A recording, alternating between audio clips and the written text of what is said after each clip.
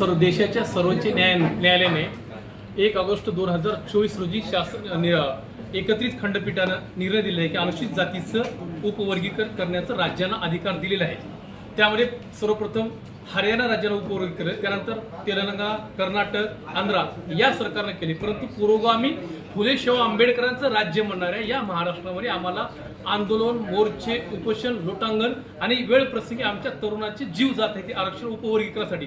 हे उपवर्गीकरण लवकरात लवकर लागू होण्यासाठी मातंग समाज, तत्सम, गुरुड समाज, भंगी समाज, वाल्मिकी समाज, सुदर्शन समाज, मेहतर समाज, चर्मकार समाज या जातीय समूहाचा हा प्रचंड मोठा लढा या ठिकाणी महाराष्ट्रामध्ये व्यापक पद्धतीने झालेला आहे।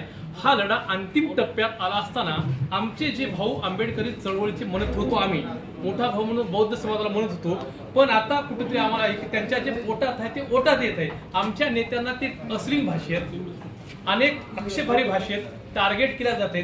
जे बाबासाहेबांना संविधानाला अभिप्रेत असलेला समाज, समतावादी असलेला समाज, निर्मितीसाठी हा भारतीय संविधान निर्मिती केलेला आहे, पण त्या समाजाचे रक्षण करते वारसदार म्हणून असतील, पण त्यांनी आम्हाला टीकेचे धनी न बनवता आमचा लढा हा सरकारशी आहे, त्यांचा लढा ही सरकारशी व्हावी।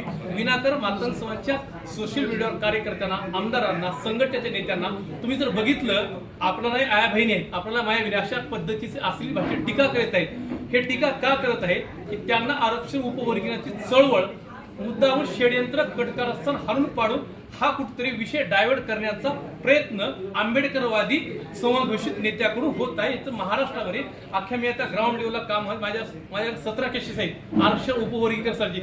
विधान भवनात आम्ही घुसलो, नांदेडला मोर्चा केलो, तर आझादमधला मोर्चा केलो, पण याचं लोन गावागावामध्ये मांग समाज आणि महार समाजामध्ये प्रचंड मोठं टोकदार आणि तेढ निर्माण झालेलं आहे। केव्हाही कुठेही याचा उद्रेक, भांडण, तंटे किंवा अनेक कारण या आमच्या बौद्ध समाजाकडून होण्याची दाट शक्यता आता निर्माण झालेली आहे। म्हणून या आजच्या मुंबई मराठी पत्रकार संघात होत असलेल्या अनुषंगाने आमचे जे काही आमदार साहेब महोदय आहेत, संघटनेचे नेते आहेत, आमच्या सगळे लढाऊ कार्यकर्ते आहेत, आम्ही पोलिसात तक्रार केलेली आहे। आम्हाला रितसर आरक्षण उपवर्गीकरण होईपर्यंत आम्हाला पोलीस संरक्षण मिळेल।